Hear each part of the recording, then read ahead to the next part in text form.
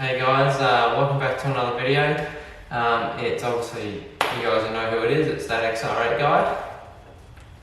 So today I'm going to do a Q&A video because I put a story up ages ago about you guys asking me some questions about this car behind us. I'm sorry if I don't answer these questions as best as I can because this is my first Q&A and yeah, I'm just going to have some fun, answering you guys' questions. Get into it.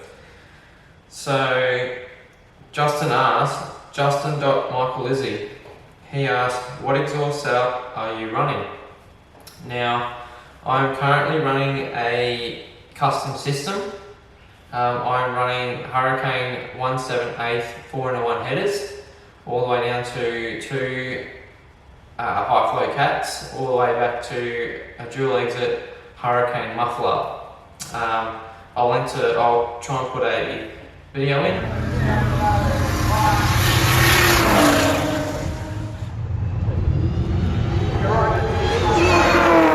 Justin's got another question. He asked, what's your suspension setup? So my suspension setup in the front has XYZ coilovers. And then if we go to the rear, we have reset leads with Coney red adjustable shocks.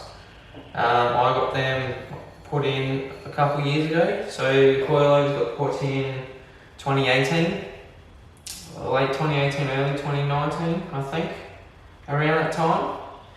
And the rear was 2019. Well, the leads got reset in 2017.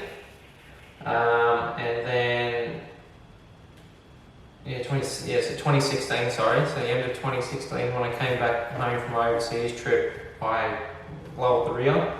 So I got a mate of mine to reset the leads, the factory leads, and then I previously ran 1-inch blocks in it, then took them out before powering it. I just had ride issues, ping and angle issues, which obviously me being young, dumb and stupid, that's how I flogged out my center bearings and damaged my pinion gear in the diff. So I took them out, and obviously just gone back to just reset leads with the Coney red adjustables. So yeah, that's the story of that. So thank you for your question, Justin. Joshua_26_ asks, are you going to put cams in and what exhaust have you got?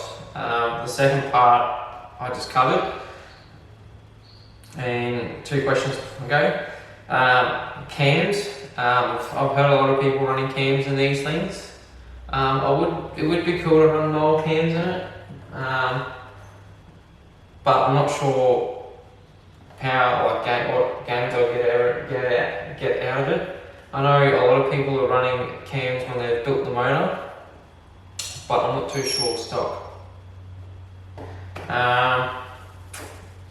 So yeah. So thank you for your question, Josh. Appreciate it. Kari asks, do you ever wish it was a Barra?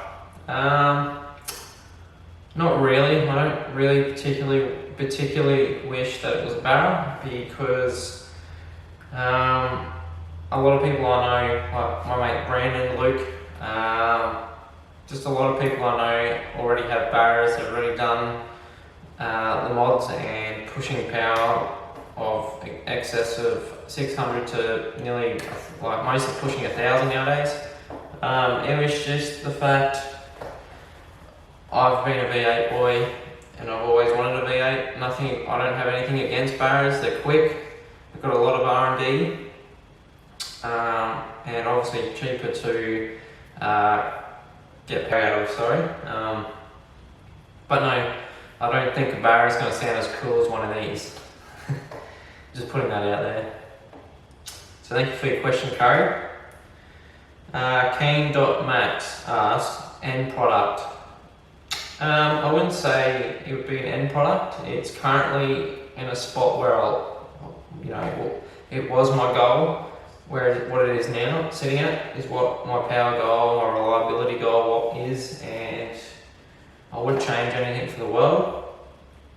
But a lot of car people or people that have a build always say that it's never finished, and the thing I haven't finished on is the brake package. I would love to run a XYZ 6-pot on the front. Possibly in the future build the motor, a 5-link rear, just to kind of make the rear suspension better. Yeah, so I hope that answers your question. So thank you for your question, Kane. Kane572 asks, what were your intentions horsepower-wise? Did you accomplish all your goals on the build, and are you proud of it? So the first part of the question, my intentions horsepower-wise was 540 horsepower, and that's all my goal was for a stock bottom end, because obviously it costs a lot of money to obviously build the motor and do all this sort of stuff. So 540 is great. I've built it for 800, I think it's 800 horsepower rated, I'll put it at. So I've ticked the horsepower wise button on the checklist, sorry. I don't think I'd probably go anymore. If I was to go 85, a lot of people are telling me that it'll push close to 600. But the only issue is with that, I don't have many places. There's only 2 places I can get the 85, and that's 20 minutes from here, where I live. And I don't want to constantly keep carrying jerrys around. Like, you know, obviously if I want to drive around town or go for a long distance drive, I don't want to kind of have the stress with the limited range and kind of planning your trip. Originally, the plan was with this car, once I tuned it and everything, obviously last year before COVID, I planned to go to Bathurst for the 1000 and take this on a road trip, because it's never been any further than Rockhampton. So I thought, you know, it'd be a cool road trip to take a 530 horsepower supercharged XR8 down to Bathurst. And then of course COVID-19 took over the world, and obviously Australia, and the trip got cancelled, and the constant lockdowns and travel restrictions, I can't road trip this anywhere. But eventually I will go E85, but I don't know if it's, you know, if I want to. I'm happy with it on 98, but there's a lot more factors with E85. It runs cooler, more timing, stuff like that. But yeah, as it sits, this is how it sits now. With most of its days, it only comes out on weekends, track days and stuff. So yeah, and the second part, I did accomplish my goals with it. So I've made it look good. Goes as well, you know, as reliable as it is. Goes like, looks good, goes well, goes really, you know, fast, and it's just reliable. You know, I don't have to, you know, I go out and don't have to worry about anything breaking on a drive or, you know, anything. It's super reliable and I love it. It makes all the right noises and cool supercharged wine noise. So yeah, and obviously the last part of the question to that, Kane, is yes, I'm proud of it. It's been like 5 years in the making. If you count this year, it's 6. So technically this is the first year it's literally been like this fully without any other modifications. So yeah, I'm proud of it. Super proud of it. Like, you know, every time I park in the garage and walk inside, I always look back at it and really pinch myself and think, damn, do I really actually own this car? And do I actually really do all those things that I've done to it and how it is? Yeah, it's an amazing car. It's a thing, or it's a car that I'll never part ways with. I know people have offered me money for it and I've turned them down for that reason, because I have a personal connection with the car. It's been my first car, my first V8, when I first got my opens, and it's been with me for over 5 years, and it's a cool looking car. I can say that much, it's a cool looking car. So yeah, obviously, hopefully that answers your question, Kane. Like I said, you can see I'm proud of it. I'm proud of the car. You know, the following and all that stuff speaks for itself. So thank you for your question, mate. I appreciate it, and everyone else's questions. I appreciate it so far. It's cool that you guys love this car as much as I do. It's great to see. Alright, so the next question is from XR8 250. He asked, would you consider putting a GT bumper on? So I think what he means is a Super Bishu rear bar, but these Falcons have a 3-piece rear bar, so you got the side, corner, side skirts, and then the rear bar and the other side, because obviously it's on the tub, so it's a 3-piece. If I ever saw a Octane Super Bishu, I don't know if the Super Bishus have the same rear bar or they have the dual outlet, but I know you can buy a dual outlet or quad outlet, sorry, with the plate centered, and it's an aftermarket rear bar. And the other factor is that it'll cost money to get it painted and put on the car. So it's just another cost factor. I love it how it is, the factory look. It's cool. I was planning on putting Super Bishu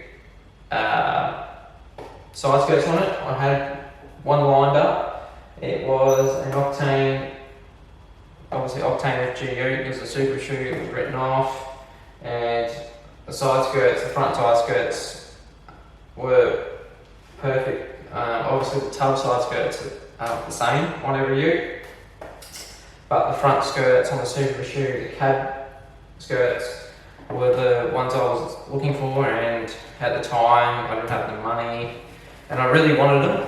That was the one thing I really wanted to put on it, make it look cooler, but unfortunately I just didn't have the money at the time, and yeah, it was like early this year, I think it was, or late last year. I was going to get it, but it never happened. So one of the things that kind of got away. So thank you for your question, XRP 250. So the next question is from Dash FG. He asks, finished with the build, or do you have more upcoming plans? Obviously, like I said earlier, a build is never finished. I like to do some minor things. I want to paint some things. I want to repaint the tub skirts, rear skirts and front skirts. The rear bar I want to redo, and also the front bar and bonnet. There's some paint-wise I want to fix. It's just some minor defects. Obviously the scrape mark that I put on the car. And where the bonnet logo or the bonnet bulge decal was, it's obviously sun faded and you can see it faintly, and I've been trying to find time for years to paint it, but yeah, it's just hard to find time, and that's the only thing I want to do is tidy those little bits and pieces up. Yeah. So the next question is from Lockie Pilling _Pilling. What wheels are on the ute? So as you guys can see, I don't know if you can see from there, but these are Cosmo Racing XT 206Rs. I'm running 9.5 or 18 by 9.5 plus 10 on the front, and 18 by 11 plus 8 rear. And the tyres I'm running on it, on the front is 235 30. Let me have a look. So they are, where is it? They are two, look.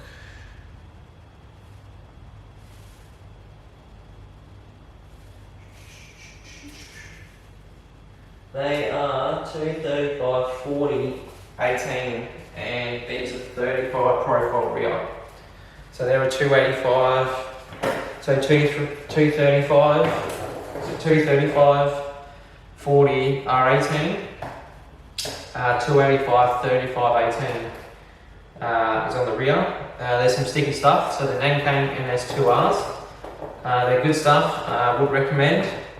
And yeah, they're the wheels and the tyres. So yeah, so thank you for your question, Lockie. I hope that was the answer you were after.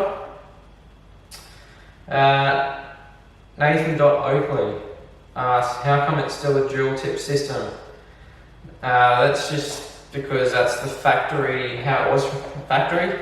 I like it that way. I hate the fact of cutting or hacking up a factory rear bar to put a quad outlet, and it's more money and labour and stuff to add extra piping. Yeah, it's just, I like it that way. I don't have any restriction with the system that's on it.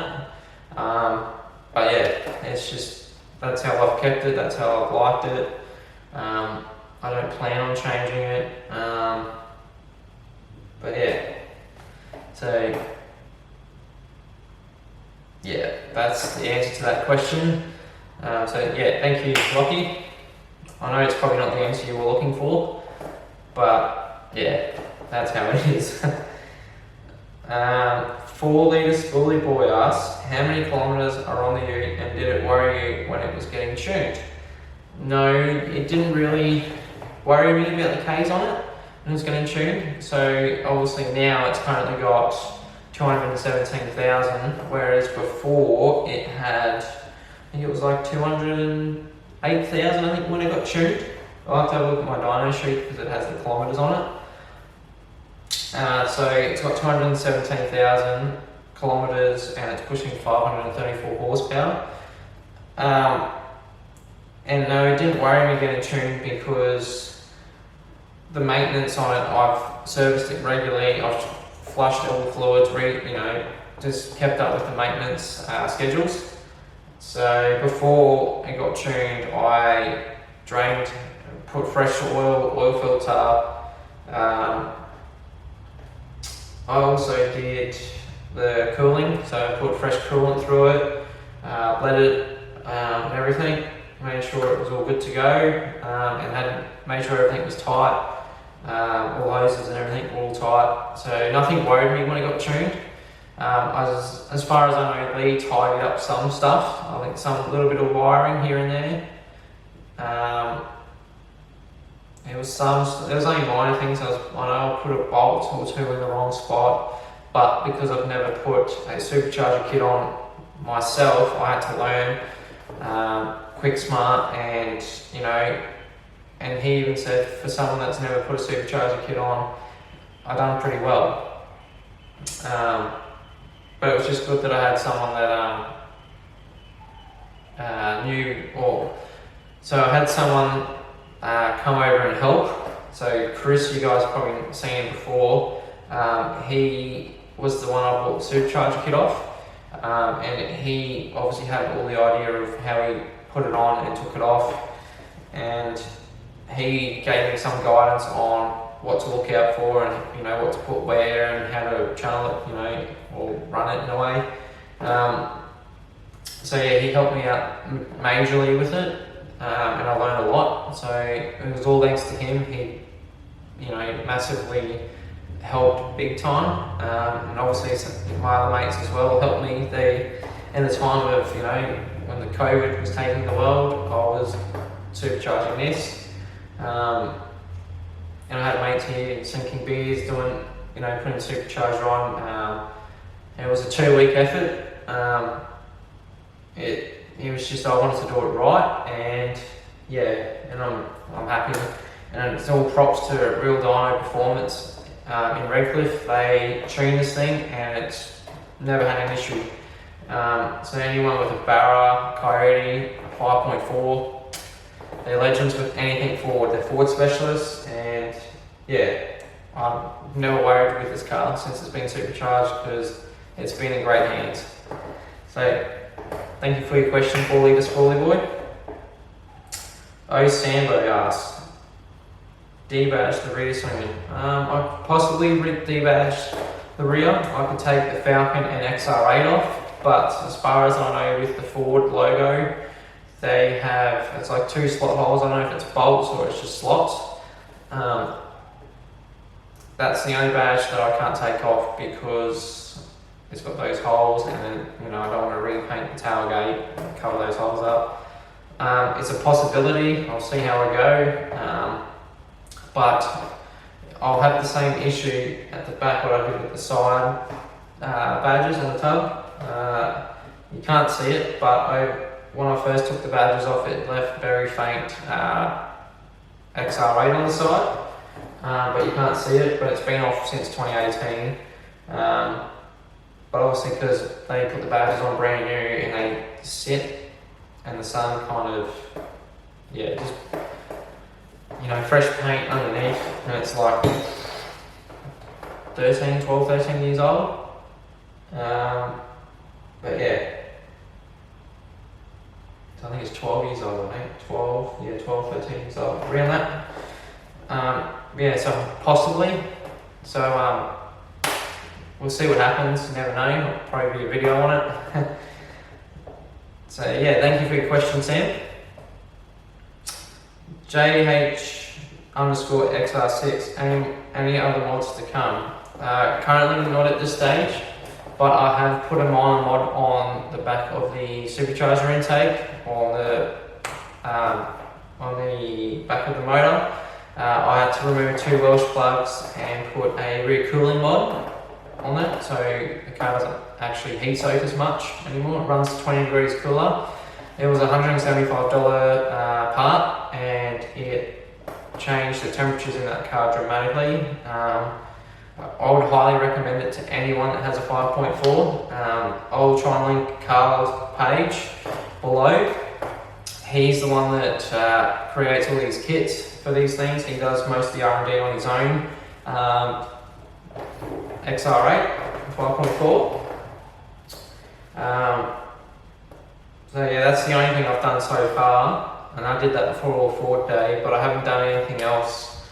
But I do want, like I said, I do want to do the front brake upgrade to a 6-pot obviously, and in the future a rear suspension upgrade.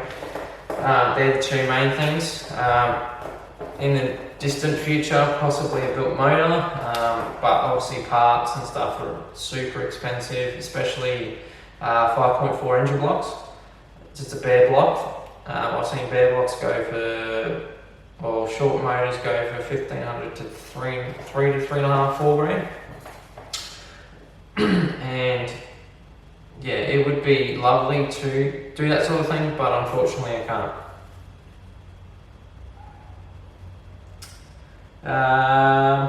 So thank you for your question, XR6, sorry.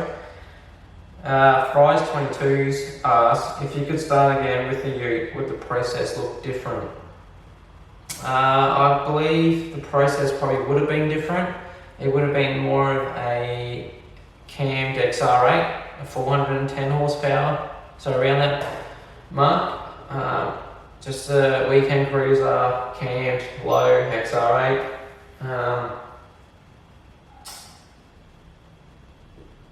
Yeah, it would have been different. I know, as I didn't see as far as what it would look like now. So when I bought it back in 2015, I didn't picture it looking the way it is now. So over the years, it just slowly got makeover after makeover after makeover. So yeah, it probably still would have been it would have been different. Probably still would have had it wouldn't have a hard lid. It would have had still a tonneau cover. Probably wouldn't be as low as it is. Wouldn't be as loud. You know, just all in general wouldn't look the way it is now. But yeah, probably would have taken a different path, like I said. It would have been a cammed XR8. So yeah, thank you for your question, Fries22. I hope that gives you some insight. The next question is from Josh_White107. Next big goals with it.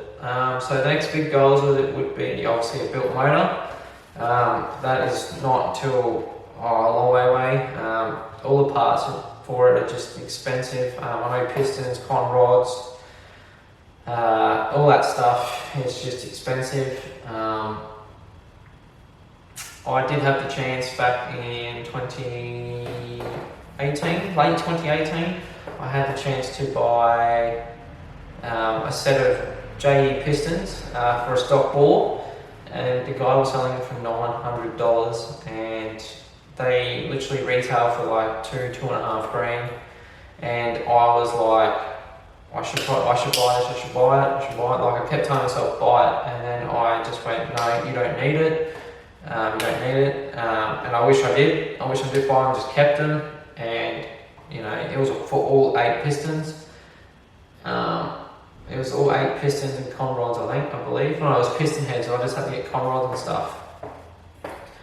And to this day, I'm kicking myself because it probably would be pushing more power. It would be on running more boost, stuff like that. But sometimes, you know, you have a limit, and my limit was I'll go stock bottom end, leave it, get it to a point where it's reliable. It's not stupid power, it's enough power for the street and to, you know, have fun at the track as well. So yeah, that's where it's at. So hopefully in the future, Josh, that something does happen. But we never know.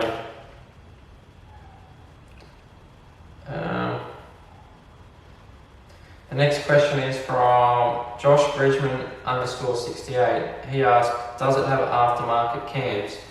No, it doesn't. It still has standard cams in it. It has a ghost cam tune in it, as much as that triggers a lot of people. You know, you can't afford real cams. At the time, it was cool. I thought I'd do that. You know, I know a lot of people say, "Oh, you could have spent the two or whatever, $3 grand on camming it." But I believe cams in them are more beneficial when you have a built motor and high compression, I believe. But no, it doesn't have real cams in it, unfortunately. So I'm sorry to disappoint you there. But yeah, it sounds cool with a ghost cam, even though it's an artificial thing. It just plays with timing. Yeah, so sorry to disappoint you, Josh. Don't hate me for it. So yeah, there's your answer. So thank you for your question. Yeah, hopefully in the future I do, you know, make you happy that I put cams in it. Anyway, thank you. So the last question now is from Brian.days.146. He asks, wheels at offset and advice for people going to mod utes like myself. I'll repeat the specs that I said earlier. So these are Cosmetic XT 206Rs. They're 18 by 9.5 plus 10 front and 18 by 11 plus 8 rear. The tyres I have on it are Nankane NS2Rs. They've got 285/40 R18 on the rear, and I've got 235/35 R18 front. They're grippy stuff. I know a lot of people that run these and they run AR1s. The AR1s are the one up. They're actually a proper slick, I believe. My mate Aiden, he runs AR1s on the back. I think he ran them on the back, I believe, on his XR6 Turbo. He said he loved them, but they're a bit more pricey than NS2Rs currently. So yeah. Also, for the second part of your question, advice for modding a ute like yourself, I'd say just do simple stuff, cosmetic. Don't go stupid low to attract attention from police to get defective. That's the one thing I wouldn't want. Just do what you like on it. Don't do it to please people. Do it to, if it makes you happy, do it. Don't, like I said, don't give in to people's opinions and stuff like that. Everyone has their own taste. I have my taste. Everyone has their own taste. So just do it. What makes you happy. And obviously, like I said, don't go stupid low. Make it look clean, simple. And just do your research with things, especially if you've got an XR6 Turbo or XR8. Do your research on suspension setups, driveline setups, stuff like that. Because if you're going to push power, you have to, you can't just chuck power at a stock driveline because it's not going to last. So just do your research on every area you can, and do it to please yourself. So thank you for your question, Brian. So this concludes the video.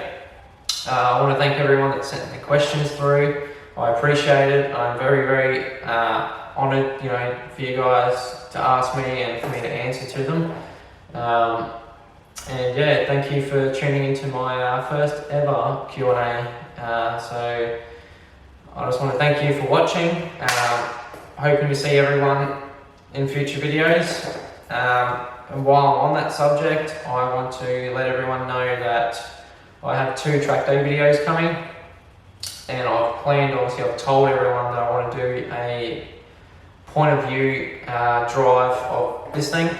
A lot of people want to see it. I might put a head cam on a track day and give you a point of view of a track day and stuff like that. So yeah, thank you for watching. Make sure you like, subscribe and comment, and we'll see you in the next video. Peace out.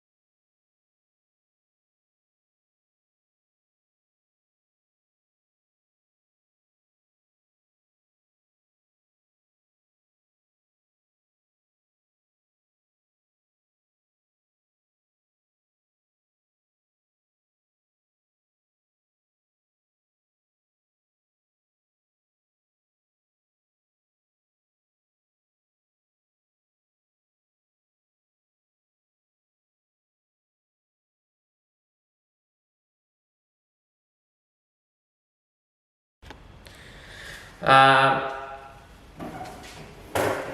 my mate Aiden, he runs AR1s on the back. Oh, I think he ran them on the back, I believe, on his XR6 Turbo. Yeah, he said he loved them, but they're a bit more pricey than NS2Rs currently. So yeah.